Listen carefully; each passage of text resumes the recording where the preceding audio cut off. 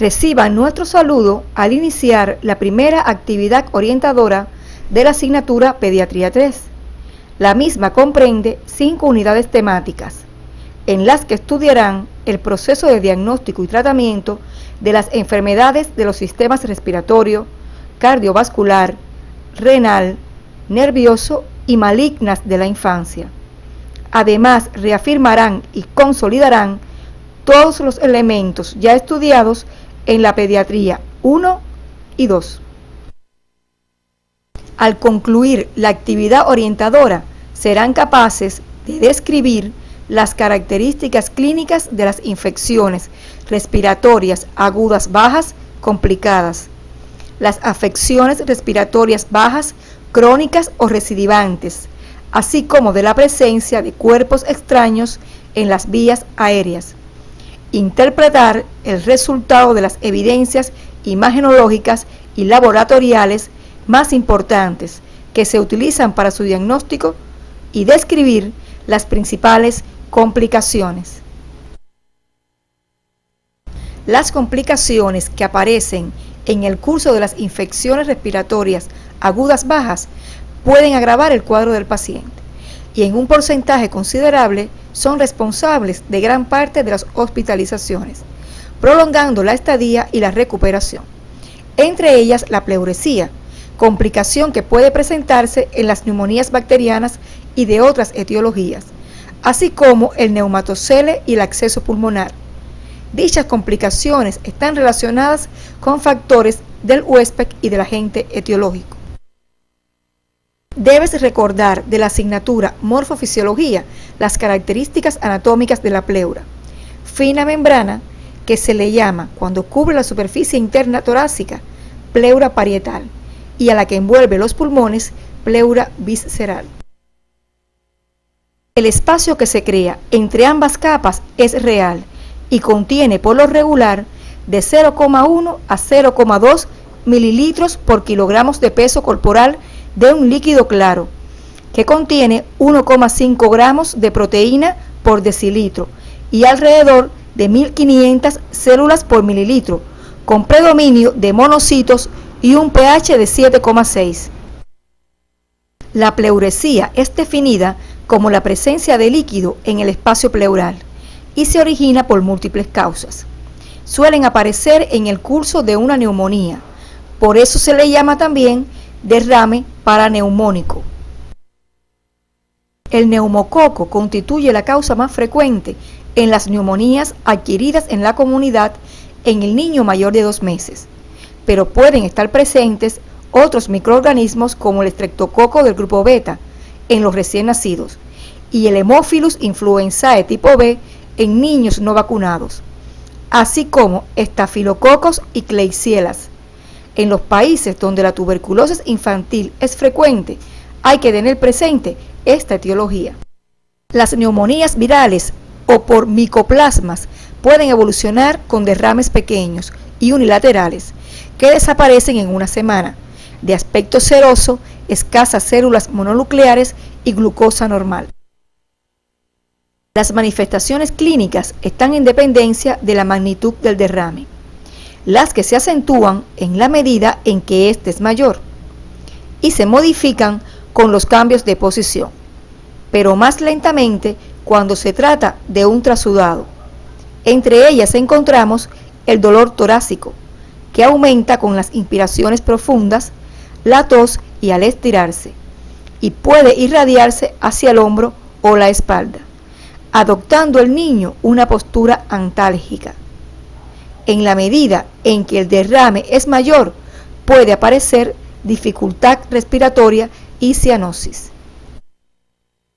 En el examen físico se aprecia a la inspección reducción de la excursión respiratoria, eventual inmovilidad y abombamiento del hemitórax afecto. Puede palparse al inicio un roce áspero de fricción que desaparece al acumularse líquido. Disminución o desaparición de las vibraciones vocales, ensanchamiento de los espacios intercostales y en las grandes desviaciones de mediastino, desplazamiento del latido cardíaco de la punta y de la tráquea. Se encuentra a la percusión submatidez en derrames moderados y matidez en los grandes.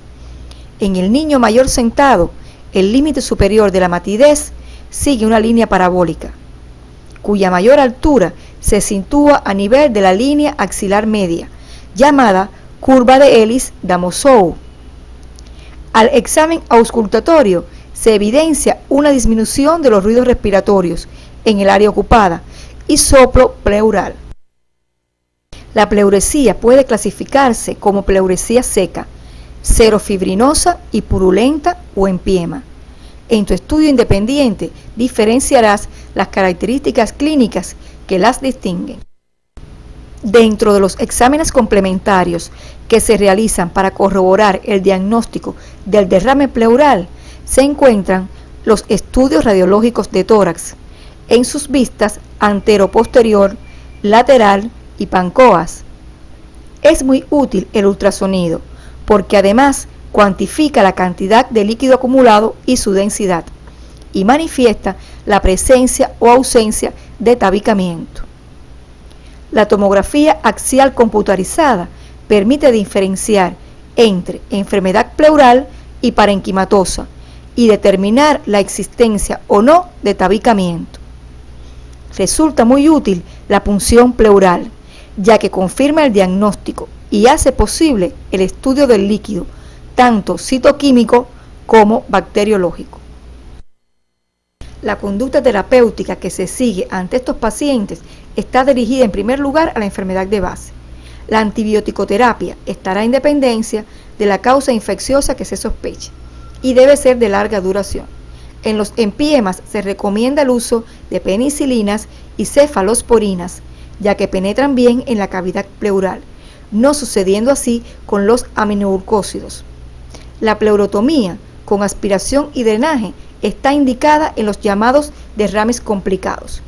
En los empiemas crónicos puede ser necesaria la decorticación, que actualmente se realiza a través de técnicas de mínimo acceso. Continuaremos con el estudio de los neumatoceles. Desde el punto de vista conceptual, se define como una formación adquirida de contenido aéreo y de paredes delgadas, formadas por el parénquima pulmonar adyacente, que aparecen generalmente en las primeras 3 semanas de una neumonía lobar o segmentaria, o en bronconeumonías con zonas donde confluyen focos inflamatorios. Por tal razón, algunos los denominan neumatoceles postinfecciosos, secundarios generalmente a infecciones por estafilococos, streptococos, piógenos y Haemophilus influenzae tipo B o bacterias gram negativas. Te sugerimos que profundices a través de la literatura recomendada en los 2 mecanismos fisiopatológicos que fundamentan su producción. Los neumatoceles, en la gran mayoría de los casos, constituyen un hallazgo imagenológico, sin síntomas característicos. Sus manifestaciones clínicas están relacionadas con las diferentes formas de evolución, atelectasias, neumotórax y accesos pulmonares. Por tal motivo es importante que profundices en las características clínicas y radiológicas de cada una de ellas. En su manejo es importante que puntualices en los criterios para evaluar el alta, los cuales estarán basados en las características clínicas, imagenológicas y humorales. Si los bordes son nítidos, sin zonas inflamatorias, el hemograma y la eritrosedimentación son normales y el enfermo está clínicamente bien, después de cumplir el tratamiento antibiótico por 3 o 4 semanas, el paciente se pondrá en observación con radiografías periódicas. Si se insufla o se abre a la pleura, planteando problemas de espacio, el tratamiento indicado es quirúrgico, en el que se aplica la técnica de Monaldi o pleurotomía, que consiste en la colocación de un catéter o sonda en el interior de la cavidad, que se conecta con un sistema de drenaje sellado para aspiración. Esto produce la disminución progresiva de la cavidad hasta su desaparición casi o totalmente en pocos días, sin dejar secuelas clínicas ni imagenológicas. El absceso pulmonar es otra afección que puede aparecer como complicación intratorácica de las infecciones respiratorias bajas, sobre todo las neumonías causadas por microorganismos piógenos aerobios, como el Staphylococcus aureus y Klebsiella. Es una lesión necrótica, supurativa, única o múltiple. Se trata de una colección purulenta no tuberculosa, localizada en el parénquima pulmonar. Puede ser de dos tipos: primario, cuando no existe ningún antecedente evidente, y secundario, a diversas circunstancias patológicas. Y estos, a su vez, pueden ser únicos o múltiples. Lo padecen 2 veces más los pacientes del sexo masculino y se localizan con mayor frecuencia en el pulmón derecho. Si el neumatocele está localizado junto a la pleura, no se dará alta al paciente hasta que esta afección comience a disminuir. El tratamiento habitualmente es expectante, sin tomar ninguna medida, aunque el tamaño de la cavidad hay que seguirlo evolutivamente por imagenología, especialmente por ultrasonografía torácica.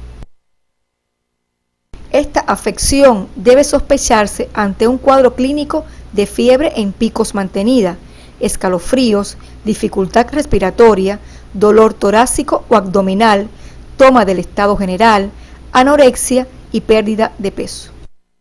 En el niño mayor puede aparecer hemoptisis, seguida de vómica, como consecuencia de la abertura del absceso en el bronquio. La reaparición de fiebre en un niño con neumonía o el mantenimiento de aquella por 2 a 4 días después de iniciado un tratamiento adecuado nos debe hacer sospechar esta complicación. En el examen físico se aprecia a la percusión matidez o submatidez en la zona afectada, a la auscultación estertores húmedos, crepitantes o subcrepitantes, broncofonía, soplo tubario y menos frecuente soplo cavernoso. Si los accesos son pequeños, las manifestaciones estetoacústicas pueden no existir o ser muy discretas, como una alteración del murmullo vesicular. Dentro de los exámenes complementarios que se realizan para corroborar el diagnóstico, puntualizarás en los hallazgos radiológicos, donde puede apreciarse una cavidad con nivel hidroaéreo que cambia, según la posición en que se coloca el enfermo, de al menos 2 centímetros con una pared definida. También puede observarse de aspecto cuneiforme en una vista y redondeada en otra, más densa y gruesa hacia la periferia, y que puede presentar en su evolución hacia el centro zonas más claras. El ultrasonido del tórax es útil para el diagnóstico precoz y el seguimiento de los pacientes. La tomografía axial computarizada permite obtener una mejor definición y localización anatómica del absceso. Otro de los complementarios son los estudios bacteriológicos de la expectoración o del material aspirado por broncoscopía, así como el hemocultivo o médulocultivo, este último 2 veces con más positividad. Casi siempre se comenzará con un tratamiento médico conservador, al que seguirá un tratamiento médico quirúrgico cuando los pacientes no presentan una evolución satisfactoria en pocas semanas. En tu estudio independiente profundizarás en las diferentes opciones de tratamiento antibiótico, según la edad y la bacteria sospechada o encontrada. Para ello debes consultar la bibliografía básica y complementaria que aparece en el CD de la asignatura. Continuaremos con el estudio de las afecciones respiratorias bajas crónicas o recidivantes, que serán aquellas cuya duración excede 4 semanas, sin mejorar de manera ostensible, y o se repite con las mismas características generalmente en un periodo de pocos meses o años. De acuerdo a su origen se agrupan en infecciosas y no infecciosas. Dentro de las de etiología infecciosa se encuentran las micóticas, las virales, las bacterianas y otros gérmenes, como el Mycoplasma pneumoniae, que puede producir neumonías atípicas de varias semanas de evolución. Dentro de las no primitivamente infecciosas se ubica el asma bronquial, la fibrosis quística, el déficit inmunológico, los cuerpos extraños en vías aéreas inferiores, alteraciones congénitas o adquiridas del aparato respiratorio y del esófago, entre otras, las que te sugerimos resumir a través de la literatura recomendada para el tema. Las manifestaciones clínicas que nos pueden hacer sospechar una afección respiratoria crónica se agrupan en manifestaciones pulmonares y extrapulmonares.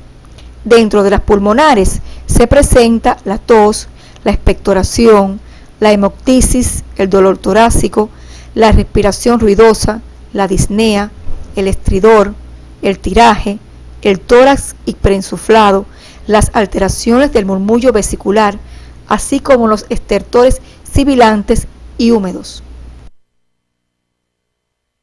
Se agrupan en las manifestaciones clínicas extrapulmonares la fiebre, los escalofríos y sudoraciones, la pérdida de peso, la detención del crecimiento, la anorexia, las náuseas, la fatigabilidad, la debilidad y la astenia, la cefalea, la rinorrea y otorrea, así como la cianosis, los dedos en palillo de tambor y las uñas en vidrio de reloj.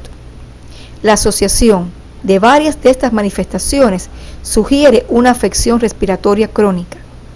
En el niño, manifestaciones como el no aumento de peso y talla, astenia, respiración ruidosa y disnea son más frecuentes que la tos, síntoma este fundamental en una afección respiratoria crónica en el adulto.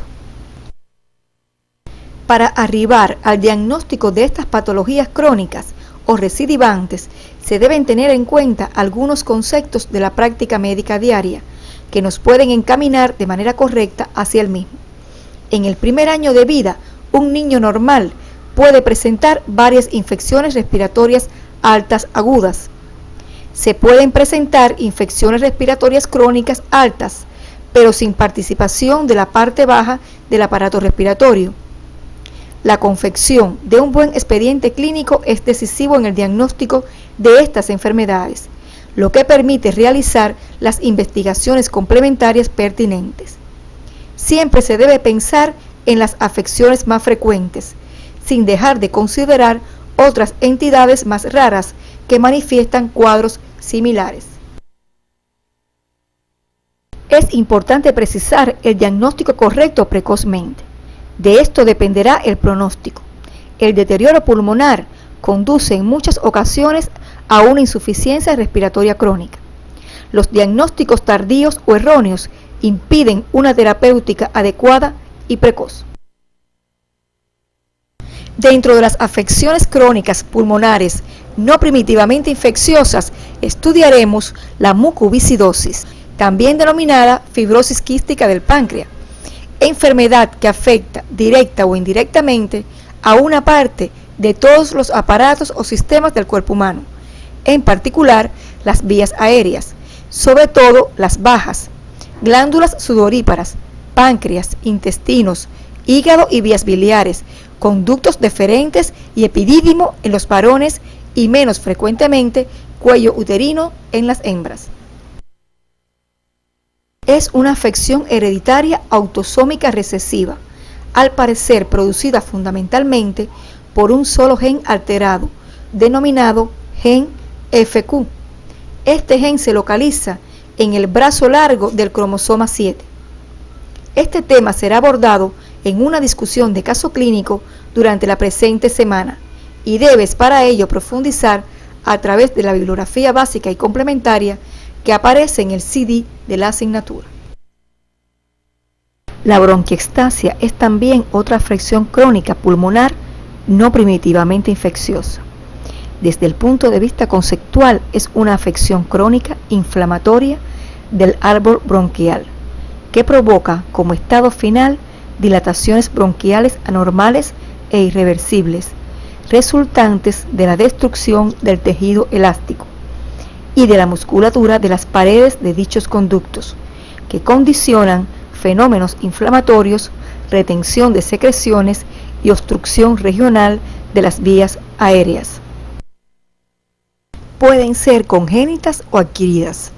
La gran mayoría son adquiridas y debidas a factores predisponentes o afecciones que se presentan consecutivas a infecciones respiratorias crónicas o recurrentes, dentro de las cuales se encuentran las infecciones broncopulmonares, la obstrucción bronquial, los defectos anatómicos, las inmunodeficiencias y las enfermedades hereditarias. Para realizar el diagnóstico de esta enfermedad es necesario tener en cuenta los siguientes elementos: identificación de la bronquiectasia como la causa de la enfermedad pulmonar supurativa y conocer el factor predisponente o causa que le dio. Este diagnóstico se basa en las manifestaciones clínicas y los exámenes complementarios.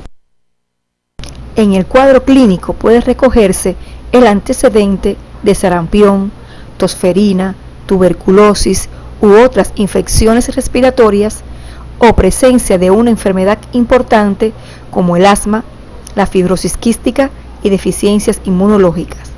También es posible encontrar la historia de una atelectasia mantenida o de una neumonía recurrente o persistente, o el antecedente de la aspiración de un cuerpo extraño en meses anteriores. Es importante tener presente que varía desde un cuadro asintomático hasta uno bien florido. La tos está presente en más del 80% de los pacientes y puede ser el único síntoma durante meses, la llamada fase seca. En los casos avanzados es posible encontrar manifestaciones de neumopatía crónica con signos de hipoxia tisular. También se presentan manifestaciones clínicas propias de las exacerbaciones infecciosas bacterianas. En la literatura recomendada puedes encontrar detalladamente la descripción del examen físico. Los exámenes complementarios que se indican para orientar el diagnóstico son radiografía simple de tórax, tomografía axial computarizada, broncografía, broncoscopía, rayos X de senos paranasales, análisis de electrolitos en el sudor, estudios inmunológicos microbiológicos, pruebas de Mantoux, estudios hematológicos u otros en dependencia de la sospecha clínica y pruebas de función pulmonar. Tendrás en cuenta que el mejor tratamiento es la prevención de las afecciones capaces de causar bronquiectasias, como la fibrosis quística, el asma bronquial, las inmunodeficiencias y otras. El tratamiento puede ser médico o quirúrgico, según las características de estas. El tratamiento medicamentoso se aplica principalmente en niños con lesiones extensas, muchas veces bilaterales, imposibles de erradicar con tratamiento quirúrgico. Se emplean antibacterianos sistémicos en el curso de neumonías u otras infecciones bacterianas, así como cuando existen cuadros clínicos de exacerbaciones infecciosas. Profundizarás en estos aspectos a través de la bibliografía indicada. La evolución y el pronóstico depende de la causa o factor desencadenante, el diagnóstico precoz y las posibilidades de un tratamiento adecuado, teniendo en cuenta la extensión de las bronquiectasias y si son localizadas o no. Otro aspecto a abordar en la actividad orientadora de hoy es la presencia de un cuerpo extraño en la vía aérea, situación que puede acarrear graves consecuencias, representando en ocasiones una amenaza inmediata para la vida y estando asociada a una elevada morbimortalidad. Su frecuencia aumenta alrededor de los 2 años, en que el niño comienza a conocer el mundo. Muchos cuerpos extraños son expulsados por el mecanismo de la tos. Otros pasan sin detenerse a lo largo del aparato digestivo, pero algunos, sobre todo relacionados con el volumen y la edad del paciente, pueden pasar a las vías respiratorias, dando una serie de síntomas que estarán en relación con su localización y que en ocasiones pueden llegar a producir la muerte por asfixia. Se define como cuerpo extraño todo objeto que se encuentre en un lugar que que no es habitual o que se detenga en él. Según su origen se clasifican en dos grupos, endógenos y exógenos. Dentro de los endógenos se encuentran las costras, las membranas y las pseudomembranas. En los exógenos tenemos a los cuerpos extraños animados e inanimados, además los orgánicos e inorgánicos. En el cuadro clínico es importante tener presente que dependen de la localización, forma y dimensión del cuerpo extraño. Los síntomas que producen cuando se localizan en la laringe siempre serán violentos y dramáticos, como son los accesos de tos con sofocación y en ocasiones cianosis, que puede durar hasta que el cuerpo extraño se expulse o se enclave. En estos casos el diagnóstico se realiza por los síntomas y por el examen físico, que se puede realizar a través de la laringoscopía indirecta o directa, dependiendo de la edad del paciente y la cooperación del mismo. Si no fuera esto posible, se debe realizar un estudio radiológico del cuello, pudiéndose visualizar si este es radioopaco. Los que se localizan en la tráquea pueden ser aún más dramáticos, y es uno de los que con más frecuencia produce la muerte por asfixia, sobre todo si está por debajo del cuarto anillo traqueal, donde una traqueotomía no podría resolver una vía aérea. Si el cuerpo extraño es pequeño en relación con la tráquea, el síntoma fundamental será la sibilancia, al permitir el paso del aire por sus lados. En este caso, el diagnóstico se realiza por los antecedentes, los síntomas y el rayo X de tórax antero-posterior y lateral, si el cuerpo extraño es radioopaco, y el tratamiento a través de una endoscopía, la cual permite la extracción.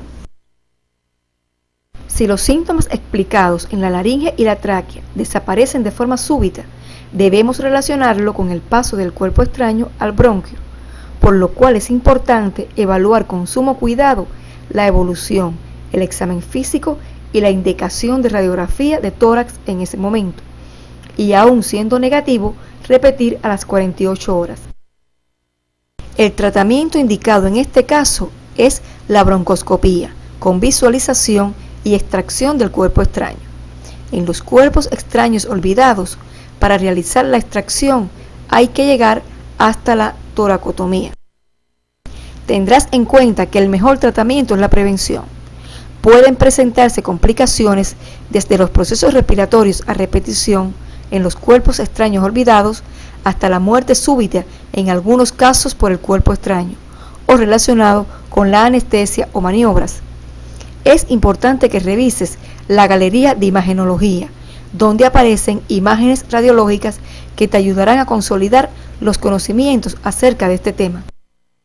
Para finalizar la actividad orientadora de hoy, arribamos a las siguientes conclusiones. Las complicaciones que aparecen en el curso de las infecciones respiratorias agudas bajas pueden agravar el cuadro del paciente y en un porcentaje considerable son responsables de gran parte de las hospitalizaciones, prolongando la estadía y la recuperación del paciente. En las afecciones respiratorias crónicas y recidivantes, es importante precisar el diagnóstico de manera rápida, ya que de esto depende el pronóstico del paciente, y así evitar el deterioro pulmonar capaz de conducir en muchas ocasiones a una insuficiencia respiratoria crónica. Los diagnósticos tardíos o erróneos impiden una terapéutica adecuada y precoz. La aspiración de cuerpos extraños puede ser prevenida. El diagnóstico preciso, rápido y unido a una conducta terapéutica correcta evitarán la presencia de complicaciones. Hasta aquí hemos abordado los elementos básicos que les permitirán encaminar el estudio de las enfermedades respiratorias.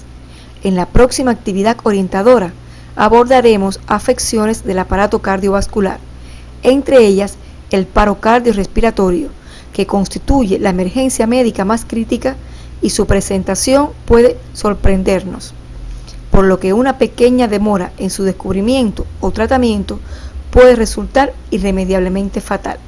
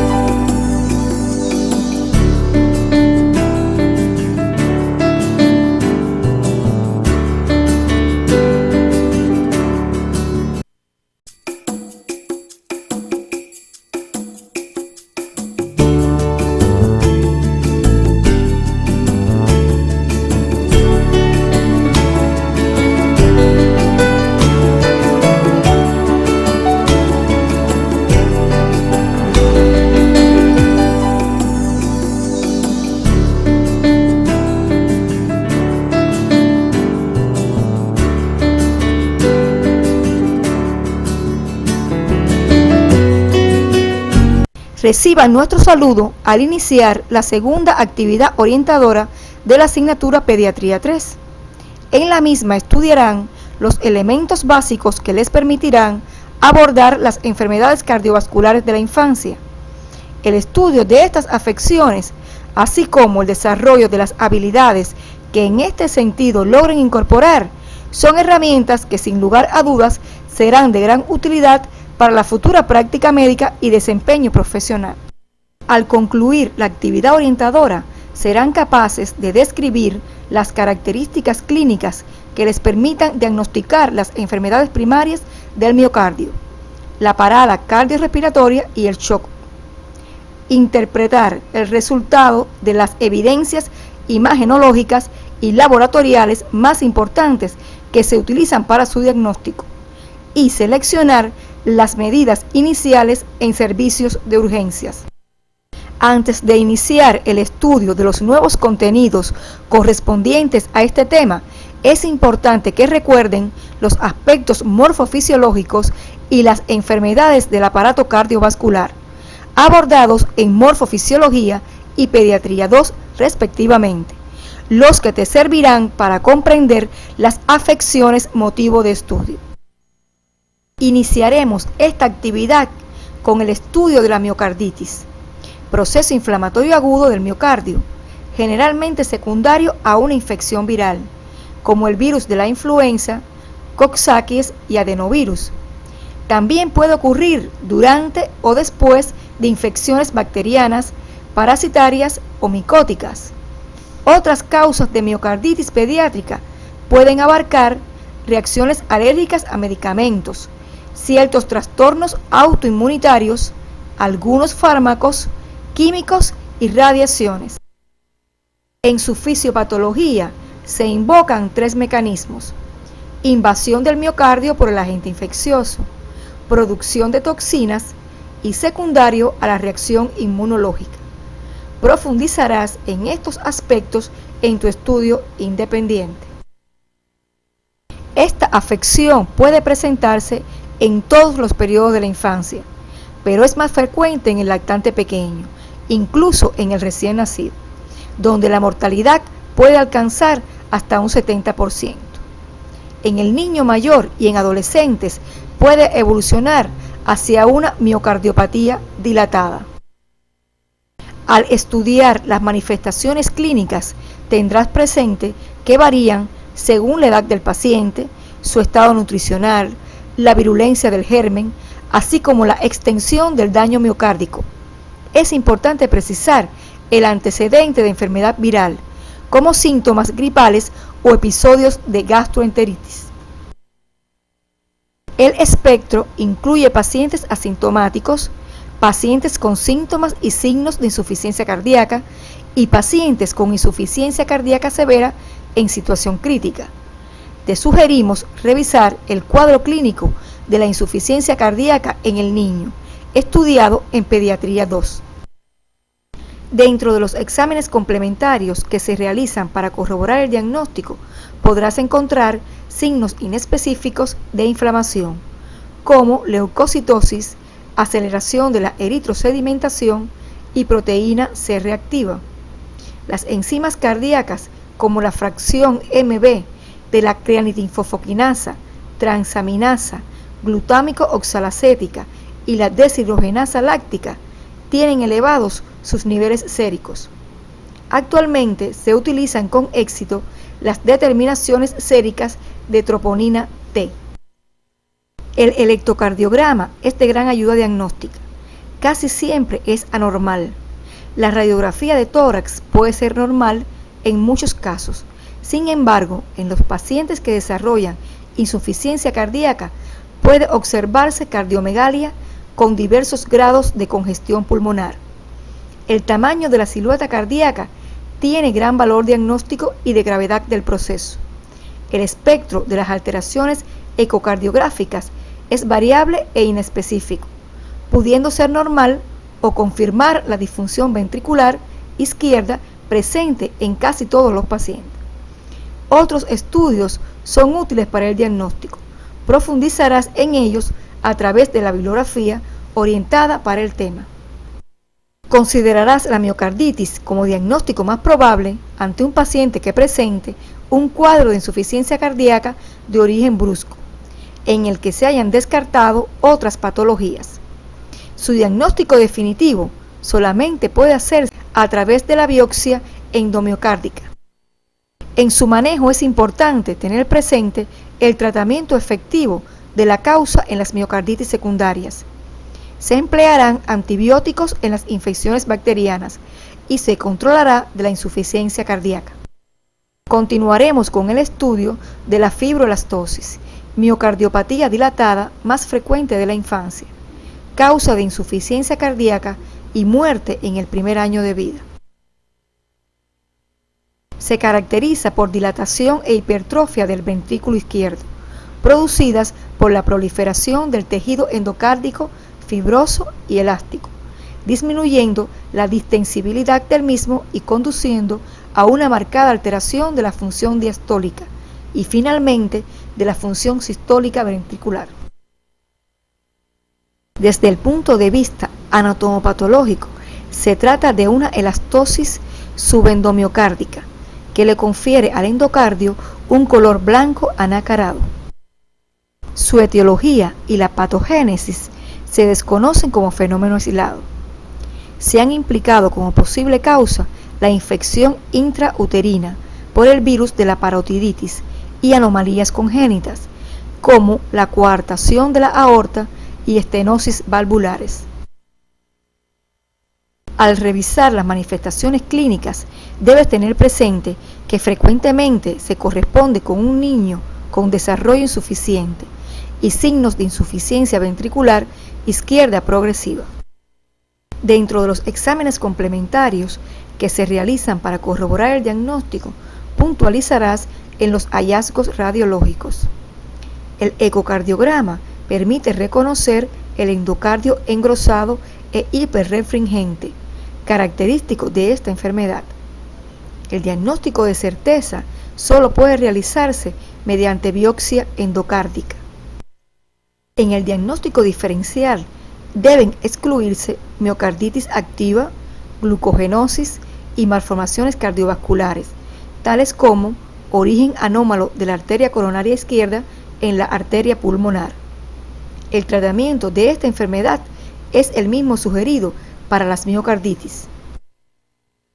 Es importante también el estudio de la parada cardiorrespiratoria en el niño, considerada la emergencia vital por excelencia. Se define como la interrupción brusca, inesperada y potencialmente reversible de la respiración y circulación espontáneas. Una vez que tiene lugar, lleva a la muerte o a graves secuelas, salvo que se inicien rápidamente maniobras adecuadas de reanimación cardiopulmonar. Esta situación implica los siguientes puntos: brusca aparición, fallo de bomba e hipoperfusión cerebral.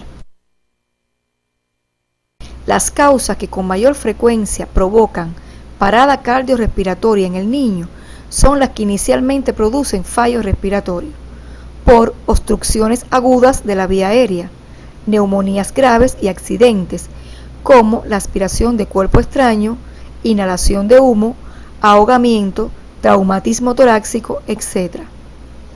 O depresión respiratoria por intoxicaciones, convulsiones prolongadas e incrementos de la presión intracraneal por diversas causas como traumatismos cráneoencefálicos y meningitis, entre otras.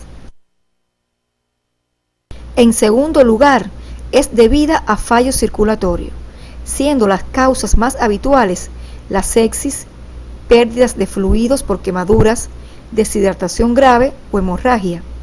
A diferencia del adulto, la de origen primariamente cardíaco es poco frecuente, observándose esta casi exclusivamente en niños con cardiopatía congénita y en el postoperatorio cardiovascular.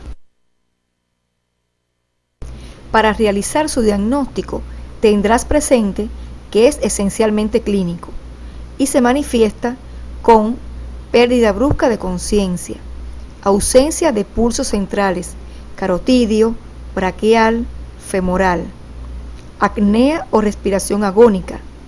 Otros signos clínicos como la midriasis y la cianosis pueden ayudar en el diagnóstico clínico, pero no deben tenerse en cuenta de forma aislada.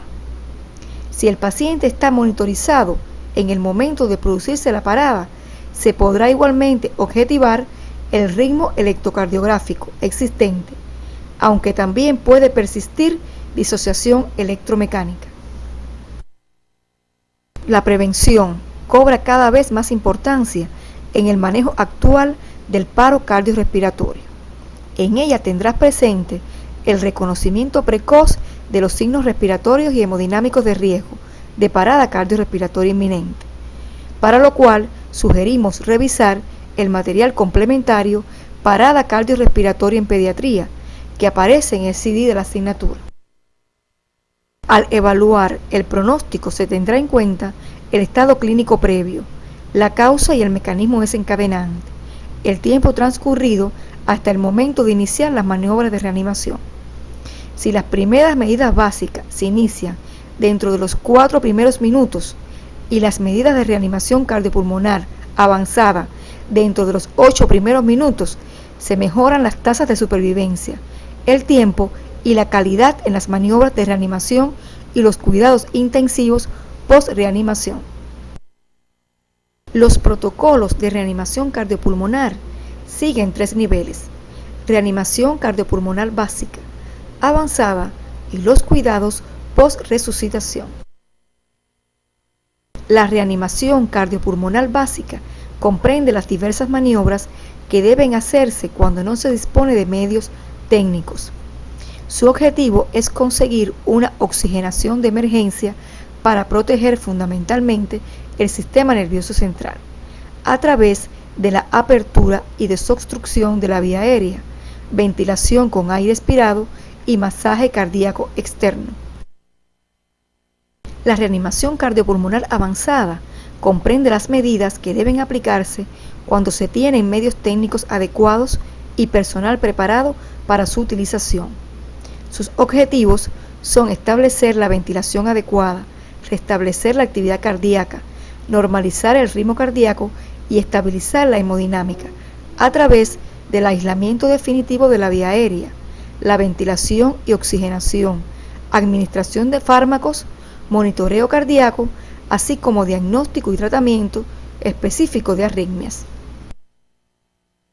Los cuidados post-resucitación tendrán como objetivo optimizar las funciones de los diversos sistemas orgánicos comprometidos con la hipoxia, especialmente la encefalopatía posanóxica.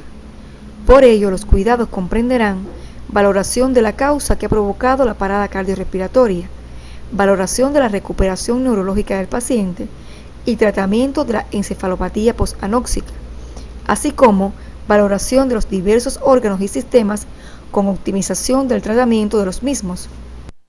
En tu estudio independiente es importante que puntualices en cada uno de los pasos de las fases de reanimación cardiopulmonar básica y avanzada, los cuales aparecen bien detallados en la bibliografía básica y complementaria y que reforzarás además durante la práctica docente de la semana. Finalmente abordaremos el estudio del shock, término utilizado en la práctica clínica para denominar a la insuficiencia circulatoria que ocasionalmente se desarrolla durante la evolución de diferentes patologías y cuya aparición se asocia a una elevada mortalidad. Podríamos definirlo como un estado patológico asociado a determinados procesos, cuyo denominador común es la existencia de hipoperfusión e hipoxia tisular en diferentes órganos y sistemas, que de no corregirse rápidamente produce lesiones celulares irreversibles y fracaso multiorgánico. Los mecanismos fisiopatológicos que conducen a él son el descenso de la precarga, el aumento de la poscarga, la disfunción cardíaca y el descenso de las resistencias vasculares sistémicas. En tu autopreparación profundizarás en las causas responsables de la aparición de cada uno. Analizando las causas más frecuentes en el niño y sus mecanismos de producción los clasificaremos en 3 tipos: hipovolémico, cardiogénico y distributivo. El hipovolémico se caracteriza por una volemia inadecuada en relación con el espacio vascular, que puede ser real o funcional. La real es la principal causa de shock en niños y se asocia con más frecuencia a deshidrataciones, hemorragias, quemaduras o sepsis. En el cardiogénico, habitualmente la causa primaria es un fallo de la función miocárdica, donde la volemia puede estar normal o aumentada, pero la disfunción miocárdica limita el volumen sistólico y el volumen por minuto cardíaco. Y el distributivo se caracteriza por la distribución inadecuada de la volemia, y es muy común asociarlo a sepsis o anafilaxia. Te sugerimos que realices un cuadro sinóptico donde reflejes los signos clínicos más frecuentes en los tipos de shock en el niño. Para ello puedes auxiliarte de la bibliografía recomendada para el tema. En el manejo de cada uno de ellos es importante tener presente que una cuidadosa anamnesis y valoración clínica inicial son fundamentales. Los datos clínicos y hemodinámicos obtenidos en una primera evaluación deben valorarse teniendo en cuenta los efectos del tratamiento administrado previamente. La respuesta a cada medida terapéutica, expansión del volumen plasmático, fármacos vasoactivos e inotrópicos y las modificaciones en el tipo de ventilación mecánica deben ser objetivas, ya que será de suma utilidad en el proceso diagnóstico, tanto del tipo y causa del shock, como en las posibles complicaciones evolutivas. La prioridad inicial es asegurar una correcta función respiratoria, lo que incluye mantener la permeabilidad de la vía aérea y una ventilación y oxigenación adecuadas. Habitualmente se requiere el empleo de la ventilación mecánica precozmente, y son pocos los pacientes que pueden ser manejados sin ella. Una vez asegurada la función respiratoria, hay que establecer un acceso venoso para administración de fluidos y fármacos. Para el empleo de fármacos vasoconstrictores, es preciso utilizar siempre una vía central para facilitar su manejo y evitar complicaciones locales. Si no existen signos de sobrecarga de volumen, es imprescindible restaurar el volumen circulante con soluciones cristaloides o coloides. En tu autopreparación resumirás su modo de empleo en pacientes pediátricos. Los fármacos cardiovasculares son los más empleados en la actualidad en el tratamiento del shock. Se dividen en 2 grupos: aquellos que actúan de forma preferente sobre el inotropismo cardíaco y aquellos cuyo efecto predominante tiene lugar sobre las resistencias vasculares. La mayoría de ellos tienen ambos efectos, dependiendo de la dosis empleada, y todos se administran en perfusión continua. Para tu mejor preparación, resumirás los principales compuestos empleados, precisando su acción sobre los receptores adrenérgicos y sus efectos hemodinámicos, así como su dosificación. Para finalizar la actividad orientadora de hoy, arribamos a las siguientes conclusiones. La mejor actitud frente a una miocarditis es estar alerta sobre esta posibilidad en los pacientes con enfermedades infecciosas, para que no pase desapercibida la sintomatología cardíaca durante este proceso.